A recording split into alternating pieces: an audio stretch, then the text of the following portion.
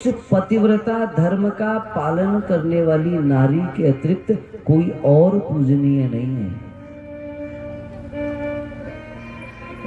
और कह रहे हैं जो इस धर्म को श्रवण मात्र कर लेता है ना, उस मनुष्य को मोक्ष की प्राप्ति हो जाती है, सारे पापों को दूर कर लेते हैं। कह रहे हैं पतिव्रता धर्म की वजह से ही स्त्रियां संसार में पूजनीय हुई, इसीलिए उनका सम्मान हुआ, इसीलिए उनकी पूजा होती है। अनेक अनेक प्रकार के नियम बताए। एक नियम बताया, पत्युर्नामं न गृह्णात् कदाचन पतिव्रता आकृष्टापि न चाक्रोशे प्रसीदेतांडितापि च। एक बहुत महत्वपूर्ण बात है, याद रखना।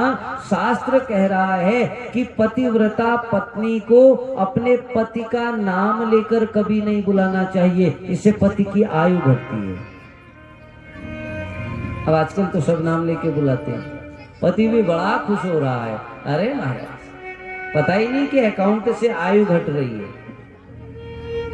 अच्छा, संविधान तो एक ही है ना, भारत का संविधान एक ही है, भगवान का संविधान भी तो एक ही है। अब ये मॉडर्न युग आ गया करके भगवान ने संविधान बदल दिया होगा क्या?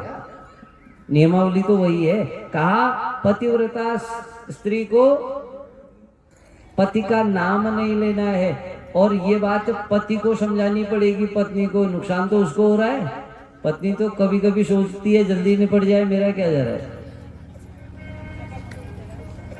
अरे मैं आपको यही बात तो कह रहा हूं, अगर ऐसा नहीं सोच रही है तो पति का नाम नहीं लेना चाहिए। एक तरफ तो धर्म का दिखावा और दूसरी तरफ धर्म की अवहेलना, दोनों चीज कैसे हो जाएंगी भाई? पत्नी सोच नहीं रही है, अगर वो पाप कर रही है तो पाप तो हो रहा है ना। अग्नि में हाथ जानबूझकर डालोगे तो भी जलाएगी, अनजाने डालोगे तो भी जलाएगी। इसलिए पति को और पत्नी को समझना होगा, यही वो बात है सबसे महत्वपूर्ण। इसीलिए हमने कहा हम इस पर चर्चा करेंगे। और दूसरी बात क्या बताई, दरवाजे पर खड़ी रहकर बहुत देर तक इधर उधर नहीं देखना है। आजकल तो नहीं होता है इधर, पहले से गांव में ऐसा होता था। और दूसरी बात, किसी की चुगली नहीं करनी है, किसी का भेद लाकर किसी और को नहीं बताना है, वो बहुत बड़ा पाप हो जाता है। और पतिव्रता जो स्त्री है, कभी भी भोजन देवता, पितर, अतिथि, सेवक, गौ और भिक्षुक को दिए बिना भोजन नहीं करना चाहिए। अच्छा, पता है जो घर में हम रोटी बनाते हैं, पहली रोटी किसके लिए होती है और अंतिम? आजकल तो ये नियम मानते हो क्या? पूरा कितने घरों में पालन होता है?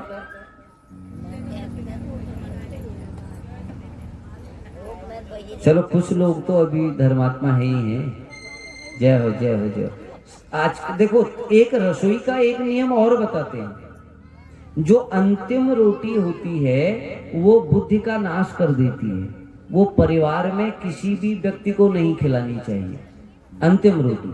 और दूसरी बात, जो तवा होता है उसको बिना रोटी के कभी नीचे नहीं उतारना चाहिए, खाली तवे को नीचे नहीं उतारना, उसका बहुत बड़ा दोष लगता है। और आप लोग तो जानते ही जानते हैं, आपको ये बात आने वाली पीढ़ी को भी बतानी है, तभी तो वो बात सुरक्षित रह पाएगी। और हे देवी, हे उमा, जब तुम वहां जाओगी तो एक चीज और कही, पत्नी को कुरूप बनकर नहीं रहना चाहिए, सुंदर स्वरूप में रहना चाहिए हमेशा। अच्छी पति की जो अच्छी आयु की कामना करती है ना, वो स्त्री हमेशा कुमकुम, सिंदूर, काजल इत्यादि लगा कर रहती है, हमेशा मांग में सिंदूर सजा कर रहती है। और महाराज हम तो सच बोलते हैं, फिर नाराज हो जाओ तो हो जाओ। शास्त्र कह रहा है मध्य से जो मांग भरी जाती है सिंदूर से, वो पति की आयु बढ़ाती है, और जो दाएं बाएं से वो टीका सा लगा देते हैं ना, वो आयु का हरण करती है। इसलिए श्रृंगार करना चाहिए, मांग भरनी चाहिए। और फिर कहा कि कभी भी हमारे घर में बुजुर्ग भी कहते थे, ओखली में, मूसल पर, झाड़ू पर, शिल पर और देहली पर नहीं बैठना चाहिए। इतने स्थानों में कभी नहीं बैठना चाहिए। अगर स्त्री इतने स्थानों में बैठे तो उसका दोष लगता है। पति से ऊंचे स्थान पर नहीं बैठना चाहिए।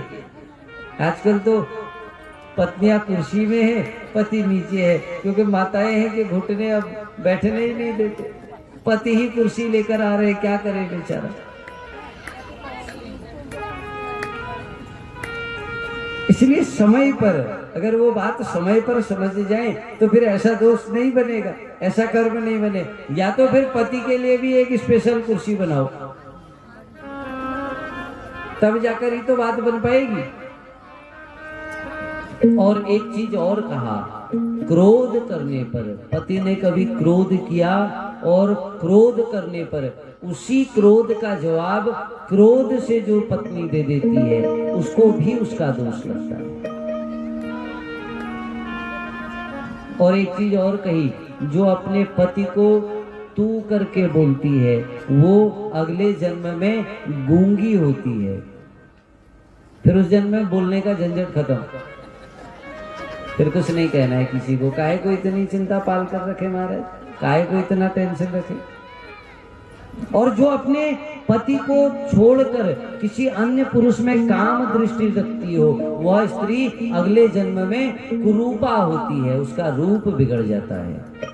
इसलिए हमेशा मन को पवित्र रखना चाहिए। और सबसे अंत में कहा कि जो देवी, जो स्त्री इस पतिव्रता धर्म का पालन करती है, वो अपने पति के वंश को और पिता के वंश को मोक्ष प्राप्त करा देती है, वैकुंठ प्राप्त करा देती है। इसीलिए पतिव्रता धर्म का महत्व। और कह रहे हैं, यथा गंगवा गाहीन शरीरम पावनम भवेत तथा पतिव्रताम दृष्ट्वा सकलम पावनम भवेत। जैसे ही गंगा जी के दर्शन से, गंगा जी के स्पर्श से पाप दूर हो जाते हैं, उसी प्रकार से अगर मनुष्य पतिव्रता स्त्री के दर्शन कर ले तब भी उसके सारे पाप दूर हो जाते हैं। वो स्त्री तो देवताओं के लिए भी पूजनीय हो जाती है, पतिव्रता स्त्री।